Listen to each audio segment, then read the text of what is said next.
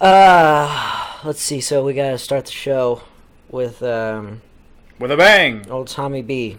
Old Tommy B. Hey there, folks. I'm Tom Bergeron, and this is America's Funniest People. America's Funniest People. David Coulier is the host. That show only lasted for half a season, because people only like Bob Saget, Chip and Dale's Rescue.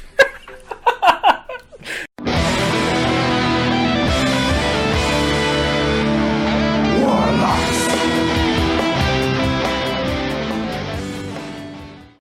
America, America, Bob shed his skin on thee. I'm Zach Nanimus. I'm Johnny Dim. And you've stumbled into yet another episode of the WarPod, brought to you in part by the Houston Nerdcasting Collective, the 4-Ride Radio Network, the BS Podcasting Network, and Nerd Much. Nerd Much! What's up? That's the new slogan. Right. We need to actually give them some videos. Yeah. So that can be a thing. Here on the WarPod, we like to digress, transcend, and lobotomize all the latest and greatest news from around the web. Johnny Dim! That's me. What are we going to talk about today? We're going to talk about Ghostbusters. Let's go, Ghostbusters! Let's go! Let's go, Ghostbusters! Let's go! First, I want to go through. I want to actually break a record on the show, just for the show, not a world record, just a show record. I want to do the fastest segment we've ever done. So on Ghostbusters? No. Okay. No. Zach. Yeah. What do you think about Pokemon Go? Oh God. We're done. All right. Now we're gonna do Ghostbusters. Did we do an episode about Pokemon Go already? Yes. Where I spoke my piece? Because yes. Well, it was early on, but yes. I only find more and more things that I dislike about it. Yeah, I know. We had a long discussion about it. But if you keep talking about it, then you're going to screw up the record. That's true. Okay.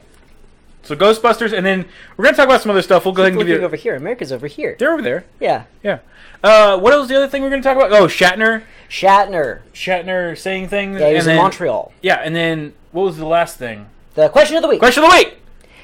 Oh, wait. No, we can't do the theme song yet. No, not yet. But we told you what? It's been a while since we've done one of these. I'm like... The question of the week? No, just the show. Like, we've been... We missed it. We skipped a week. Well, we've been Legoing it up. We Legoed it up. We did a Pokemon Go episode, and then Zach got sick, and I decided not to find a replacement. Why? I was also very busy. Okay. Yeah. So, Ghostbusters, Johnny. Mm-hmm. Are you familiar with the theme song that I just sang? You've schooled me on this before. I don't remember, so tell America. So, Ghostbusters, the one written by Dan Aykroyd and Harold Ramis, that's actually a knockoff. There was a cartoon before that called the Ghostbusters. In fact, there was a little trouble with the television syndication, which is why the Ghostbusters television show was called The Real Ghostbusters, because it's not that. I mean, sitting infinite writers in a room would eventually come up with at least like 20,000 ghost-busting stories. Right. The idea of taking the ephemeral and coming to grips with it in a physical way. Yeah. But the show that I'm talking about sucked. So that's why nobody remembers it. I have it on DVD. But you remember. I do, because a friend of mine got it for me on DVD for my birthday. It's got like 3 episodes on it. That sounds like a very good birthday present. I got that, some Lego, and his most recently shaven beard. He shaved it over the sink, but didn't turn the water on so that he could collect it and put it in a Ziploc bag for me. Who is this? Andy! Andy! Hey, Andy. # Shandy. That's a shout out to Andy. Our mutual friend Vladimir also keeps all of his beards. He keeps all of them. Where? In bags. That only partially answers my question. Like, where are they stored? Yes. To be honest, I don't know. He's semi-homeless. It's what all of his clothes are made of. Right. He says he has a storage unit somewhere, but I've never seen it. Okay. Yeah. Nevertheless, Ghostbusters, you saw the movie. I didn't. I got really sick over the weekend. Yep. So I didn't get a chance to go check it out. What'd you think of the movie? I actually enjoyed it. And I think this is interesting to me because I didn't hate, like a lot of idiots, I did not hate the movie just because it was an all-female cast. I thought it was pandering a little bit, but no big deal, right? So that was at least my point of view. Well, would you say that the all-male cast was pandering to males? No. It was. It was trying to reach a particular demographic and did so. Right. So yeah. So no, you're right. It was marketed. It was marketed for that. Sure. You're right. But it feels more like pandering when you remake something and change one thing for a particular audience. It feels weird. I understand putting a new IP out there and just saying, whatever, we're gonna go after this particular market. But it's neither here nor there. Like I said, it wasn't that big a deal. And I love crossplay. I know you do. I really do. But I didn't necessarily say this movie is going to be bad. That's not what I said to myself. But when I saw the first trailer, I did say that. Because that trailer was bad. The first couple trailers were horrible. They were, and the interesting thing about it is that since we're kind of out of the summer blockbuster phase, the trailers have been the polar opposites of their movies. Yeah. TMNT had amazing trailers. The movie was awful. I love that movie. That was so That movie bad. was so good. Okay, so do I have to assume, based upon your beliefs of on TMNT, that the Ghostbusters was bad? No, we don't disagree on every movie. Okay, I also thought that the trailers for X-Men Apocalypse were really bad. I did too. And I really liked that movie. I didn't love the movie. I did like it though. Okay. Yeah. Yeah, I mean, there are problems. Right. But they're relatively simple to overlook. Right. Yeah, so you're fairly on point with that. Ghostbusters, it was completely different than that stupid trailer. Stop it. But anyway, so the thing is, every single one of those Ghostbusters trailers, no matter how they recut it, was bad up until the very last one. I never saw the last one. The last one they showed, I think I saw it before. I went and saw the new Bryan Cranston movie, like The Informant. Power Rangers. I think it's called The Informant. Oh. Or something like that. It's based on a true story. How they Power Rangers. Right. True story. But anyway, I saw that last theatrical trailer, and that one actually was fairly decent. Was that the one with Leslie Jones, and she's got the huge gargoyle on her shoulders? There's more of that in that one. Okay, because like every single joke that they highlighted in a trailer didn't land for me except for that one. Right. I really thought that was a pretty good funny. one. Yeah. Yeah. But and like I said, like it wasn't obviously catered for my tastes, but I'm not even a huge Ghostbusters fan either. I think that helped me liking the movies. I am not a huge fan of the original Ghostbusters. Okay. Going in fresh like that, I was okay with it. Was there a lot of jazz piano? I don't think so. Like dunk, dunk, dunk, dunk, No. dunk, dunk. Really? I don't think so. Negative 15 out of 10. Why? That's a Ghostbusters home. Like you basically. This is what I'm talking You about. can't hit the. This is what I'm talking about. You can't hit the snarky Because it's tone people- of the movie people- without a glunk, glunk, glunk, glunk, People glunk, are like glunk, dead glunk, set glunk, on it has to be like the originals. Like people like you are so set on that fucking old school Ghostbusters. It's as important. It's as integral. It is as paramount as the proton packs themselves. You're a nerd. They didn't even say proton packs until the second movie. Regardless, it's an entertaining movie. It probably. I mean, like I've been saying it a lot. Don't knock it until you see it. I wanted to come see the movie with you. Yeah. I probably still will, even though it's going to be old news by the time we get to it. But I don't know. Maybe we'll do it for the Christmas special. Yeah. There you go. Yeah. So you like the movie, but unfortunately, the movie isn't what's making the most news. No, there's other news that came out of this. I retweeted a bunch of stuff about this because I thought it was something that needed to be brought to people's attention. There's a lot of racist tweets that were sent out to Leslie Jones. And I'm sorry. I'm sorry that I chuckled when you said that. But like when I read the tweets and saw just how vulgar they were. Like I always imagine these people. Not their. I don't imagine their words. I imagine these people, and there's like disgust and sorrow that just gets a chuckle out of me. I don't know why. I guess it's like it makes me feel better about myself.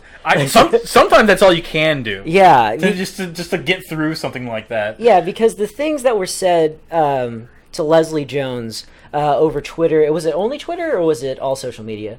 Well, Twitter it was the to Twitter that sparked all the controversy. Yeah, some of the things that were said were frankly gross, and they don't bear repeating. Right. I sometimes I say that in jest. I mean that 100% right now. Yeah. I don't think it'd be polite to say on the show. Yeah, if you're that curious, you can go check out our Twitter. We did retweet the little story that highlighted some of them. I do want to put a caveat in there. Yeah, go ahead. I've seen Leslie Jones on SNL. Yeah. I don't think she's that funny. Sure. I really don't. Yeah. But that doesn't warrant a personal attack on Twitter. Mm-hmm. That's just that's not only is it mean-spirited, but it's juvenile. Yeah. You know? And I think that's the worst thing that's come out of this is that people feel entitled, and you are entitled to your opinion, but people feel entitled to vitriol. Mm-hmm. It's like, oh, if I don't like something, I'm entitled to make the person who made the thing that I don't like feel bad. And do my letter best to make them feel as bad as they possibly can.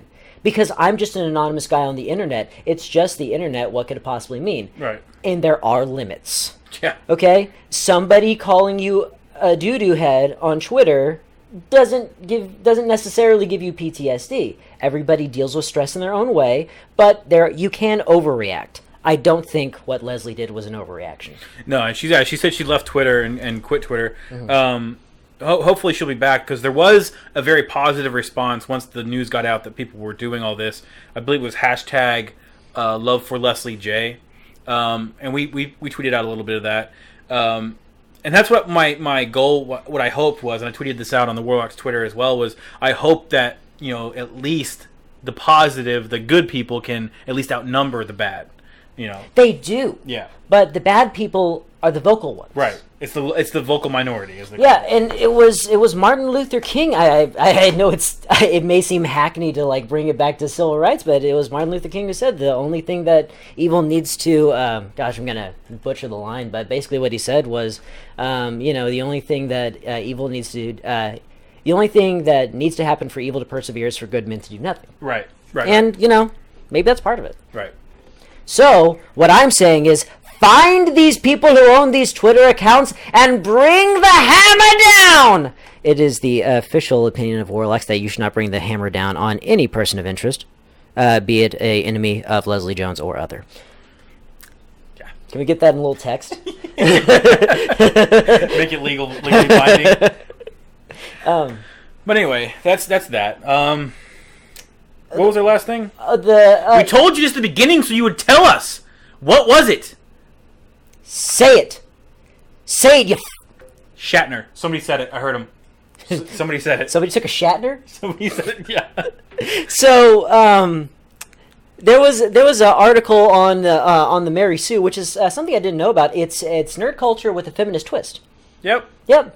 Okay, I'm not going to say anything. Okay, the thing about feminism is that it's become kind of a dirty word. I read a lot of the other articles to see, the mindset of the journalists who are on this website. They're actual feminists. People who are interested in women and nerd stuff. And that's it. I'm interested in both of those. Yes. So you should read the Mary Sue. Maybe I should. Yeah, you should, because it's not, it's not the craven latch onto everything, stereotypical social justice warrior stuff. I looked into it because, because I had never seen the website before, and I've seen a couple articles pop up from it that I've read. It's not too bad. So William Shatner, Kate Mulgrew, and Brent Spiner. The Holy Trinity. Yeah. Right? Data from the spin-off. Mm-hmm. An 85-year-old man from a canceled sci-fi show in the 1960s. Yeah. And the woman who defined the female captain for the most iconic sci-fi American television series. Yeah. But that being said, I love Brent Spiner. I really do. I met the dude. He's awesome. But they were commented on my hat, my Astros hat. Your Astros hat? What did he say? Did he say it was out of this world? High three! So, no, he did comment on my Astros hat. The thing is, I thought he was actually kind of accusing me of buying a pirated hat. Why? Because he was asking about whether that was the recent logo or something like that, or the real logo. Like the way he said it, I was almost like, is he getting me for like buying a no? The reason moonlighting as a secret shopper, I know, right? No, the reason I think he brought it up because it was an old logo. It's the one from like 5 years ago. It looks a lot different than the current logo. Okay, but Shatner, Mulgrew, and Spiner were in Montreal. And there was a Comic-Con going on, I guess. I don't keep up with Canadian Yeah, I'm cons. sure it's con season, so that's probably what it was. Yeah, and they did. Oh, like it was a celebration of the 50th anniversary. Well, yeah. it coincided. It happened Right, at the I same think it was just at one of the cons. Yeah. Yeah. So they were doing a late night, not late night, but it was an evening Q&A. It was like after the con. So they were all hammered. Yes. And they started fielding questions, and Shatner, he took a dig. And honestly, if you say it right, and once again, we're reading this all in text. I tried to find a video of it, I couldn't. But we're reading this all in text, and he kind of took a dig at Mulgrew when he was talking about Nimoy, and he was kind of like, "Well, I've never seen your series, but I know on my series," something like that. Although that was a Mulgrew impression I did there. "I've never seen your series, you ham jam of a slabberfast." I always think of her as a flapper. I love it. He's like, "I've never seen your series," but he then they did a few questions, and I think shortly after he said that, somebody from the crowd was like, "A woman's place is on the bridge," and that got a big roar. A woman's place is in the fridge. That's what he said. That's what he said. Although the thing is like that was his joke of the evening. He said it like 15 times, something like that, and I can only assume that he was drunk because it's not like it was like a woman's place is in the fridge. No laughs. Gotta try it again in 3 minutes. Yeah. No, I love that. Okay, there's a part of me that really loves this whole story, and there's a really good reason for it. It's a very personal reason. Sure. He sounds like my dad after my dad had a few drinks. I'm almost certain that's what's going on. Because it's like your drunk uncle or your drunk dad or whatever. I'm sure other people are like this, or their relatives are like this. But my dad, when he's had a few drinks in him, there will be one funny thing that's said early on in the evening. He latches onto that and he brings it back in and tries to make a joke with that phrase at least another dozen times. Yes. And it's almost painful towards the end. It's like, Dad, just please stop. Yeah. You know? And that's what this feels like to me. Shatner feels like just a drunk uncle who just needs to shut the hell up. It really does. And that's what it sounded like. I don't hate him any less because of this, because I think it was just a stupid mistake on his part. He was on a fairly progressive show in the 60s, which was Star Trek. Yes, you know? that's not untrue. Yeah. And people change over time, and people just get old. Old people are weird. All right, I recently had a boss that was the same age as Shatner, and he says things that he shouldn't say. I was going to shy away from ageism. Oh, my bad. I'm just as guilty as Shatner now. Yes, more so, really. You knew better because you're young. Yeah, right? I don't have an excuse. That was good. No. Now the thing about this is that it's not a good joke. Like, it's not. I think, it's horrible. Like it's not. It's like it's a little offensive, but if the mood's right, you can get away with it. But I think one of the reasons that this is dumb. I mean, he also made a jab about Mulgrew crying. Yeah. Like after her show ended. Yeah. After 7 seasons, she cried. Yeah. And apparently, he had to make a stab at her. Yeah, he was like, "Oh, that's so female. I can't imagine a starship captain crying." You're not a starship captain, buddy. You're an actor. People have told him that he's Captain Kirk so many times he believes it. Yeah. And, he just made an ass of himself. I'm sorry. Yeah, that's the moral of the story. Yeah, the moral of the story is, if you're going to be belligerent, you have to have charm. And unfortunately, he didn't bring either of the... Not this time. Yeah. Oh, sorry, he brought belligerence. He didn't bring charm. Right. Yeah. And he's brought it before, but it's just he's done so many of these, it's kind of wearing off. I guess so. Appearances, I mean. The other thing is that, once again, it's not a good piece of comedy. No. I think that you can make really funny jokes at the expense of anyone's gender. It's fine. It can be funny. This wasn't. And he latched onto it because he's dumb. I'm sorry. There are things about so. I mean, like people always look to Shatner, and as a geek, you're supposed to be like, "Oh, Shatner, he started Star Trek." You know, he wasn't even the best character. Right. You know. Yep, and it wasn't his idea. And he's always been just a weird kind of dude. He has. And, you know, and he caught a little. He's caught fire here and there for not going to Nimoy's funeral and stuff like that. But the thing is, he did participate in some ways. I guess what I'm trying to get is it would be a sad state of affairs if we judged a man by the worst thing he ever did. True. And this probably isn't the worst thing he ever did. It just was sexist and not funny. Right. Yeah. Yeah. That's all I have to say about that, Johnny. Having said that, Shatner, please come back to Comic Palooza. No, he wasn't at Comic Palooza, actually. He's at Space City Con. But you can come back to Houston anytime. Yeah. Yeah. You can stay with us, Shatner. Please come back. There's something on his wing, and by wing I mean arm, and by something I mean me. Oh! Okay. So there's been a couple of videos we put up recently. I can't remember at this point. Did you play Stratos with us? No. Have you really not? No. Okay. Why would I? Because it's a good game, and our friends made it. Yeah, but I wasn't here. Okay, I apologize. Would you like to play it? No. God. What's wrong with you? But no, I put together a little how to basically. It's how to train. How to train your dragon. How to train your Stratos. No, it's how to play Stratos, and it's just like the basics of the game. That video is up. I want to let you guys know. Check that out because actually it's worth checking out. And the game is not real popular right now because it doesn't have a huge distribution.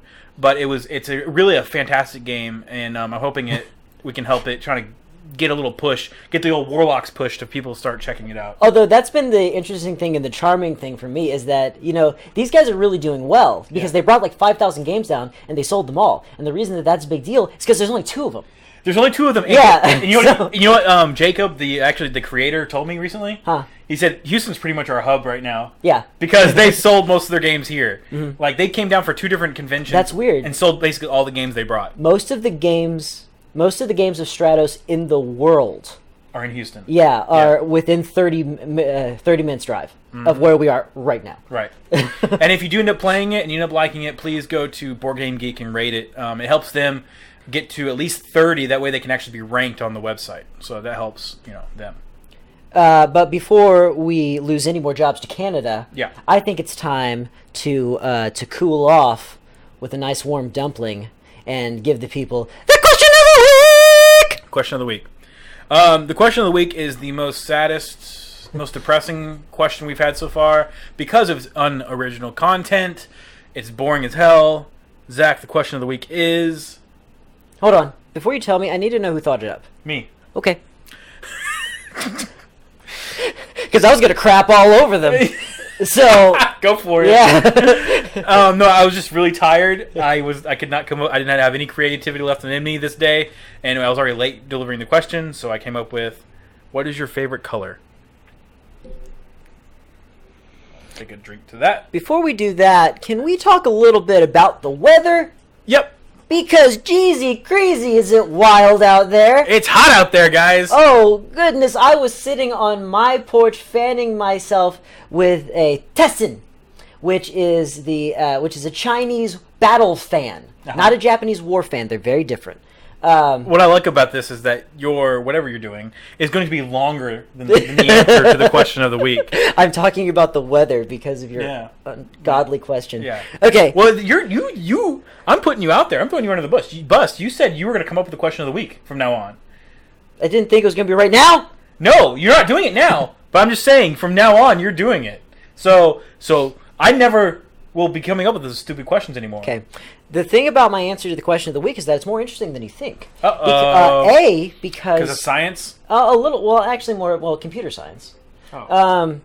I used to know the hexadecimal code for my very favorite color, and I can't remember it anymore. But I think that it is FFEE00. Which is? FFEE00. When I put it into a palette locator or a palette finder on a website after uploading Ryu's alternate costume from Street Fighter Alpha 3, when you hit, I think it's high punch. When you hit high punch, you get this awful, like, dingy turquoise. And I don't know why, but I just always thought it was interesting looking. Sure. Like, I don't think it's very pretty, but that's my favorite color. Cool. Johnny, what's your favorite color? This is actually a hard question for me because I don't think I have the same. My favorite color used to be black. Okay. Right. Then I use the excuse that it's not a color. It's the absence of all color. I use that as an excuse not to have that as my favorite color anymore. And then my favorite color was dark green. I like dark green. Okay. I don't think it's dark green anymore. I think it's dark purple. I think it's Warlocks purple. Warlocks purple? Yeah. Barney purple? Yeah. G.I. Joe purple? That's the one. Why? What does it solicit from you? I don't know. Actually, I'd be interested to know what purple usually solicits from a person. Every color has meaning from a from a psychological standpoint. Yeah. So the fact that you gravitate towards purple, let's see. Psychology, the color purple. I'm gonna get some stuff about the book. Okay, and Oprah Winfrey. Or the movie. Yeah. Okay. Psychology purple. I want to see this.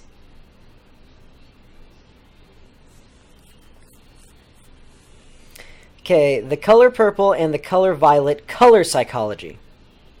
Violet! You're turning violet, Violet! God damn it. Let's see, and I think violet is closer to what you're talking about. The color relates to the imagination and spirituality. Oh yeah, I'm reading the same thing. It stimulates the imagination and inspires high ideas. It is an introspective color, allowing us to get in touch with our deeper thoughts. The difference between violet and purple is that violet appears in the visible light spectrum or rainbow, whereas purple is simply a mix of red and blue. Violet has the highest variation of vibration of visibility in the spectrum because of ultraviolet. Mm-hmm. Okay, well, not because of ultraviolet, they just happen to be side by side. Let's see. Okay, so it's highly creative. I wonder what turquoise means. Means you're a big old douche. Psychology, turquoise. The color violet inspires unconditional and selfless love, devoid of ego, encouraging sensitivity and compassion. That's gay. This is you? I just called it gay. Yeah. Okay. That was a joke. The color turquoise, which, by the way, the turquoise that they used here is actually pretty similar to FFEE00. I think you and Marlon had the same favorite color. Really? Yeah. Turquoise helps open the lines of communication between the heart and the spoken word.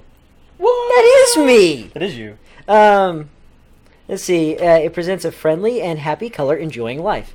In color psychology, turquoise controls and heals emotions, creating emotional balance and stability. In the process, it can appear to be on an emotional roller coaster, up and down until it balances itself. A combination of blue and a small amount of yellow, it fits on the color scale between green and blue. It radiates the peace, calm, and tranquility of okay. It's a little much. Yeah, did Earth, Wind, and Fire write this? Or well, okay, we got a little more mileage out of that question than I thought we would. Right. All right. Anyway, that's the question of the week. I'd love to see what the Real Hipster Army does with that question. Calling you out! They're probably gonna John. skip it. They're probably going to skip it. That is Dashing J, sir. Okay, Dashing John. Now I really wish that was a man. Best man of the woods. I like talking about him on the show and having him on because he's like the only other podcaster who doesn't use his real name on his show. Oh yeah. Like we're like it's just us two, and then like I remember even when BS Network BS Podcast had us on, they're like, "Oh, you guys don't even use your real names." I feel like we're really singled out because of that, Zach. We're outsiders. What is behind this name is not a man, but an idea. And ideas are bulletproof. What was that from? V for Vendetta. That's what it was. Yeah! I've only seen that movie once. V for Vendetta, everybody. Bye. I mean, V for Vendetta. Do it right this time. V for Vendetta. Is that right? Yeah. Yeah.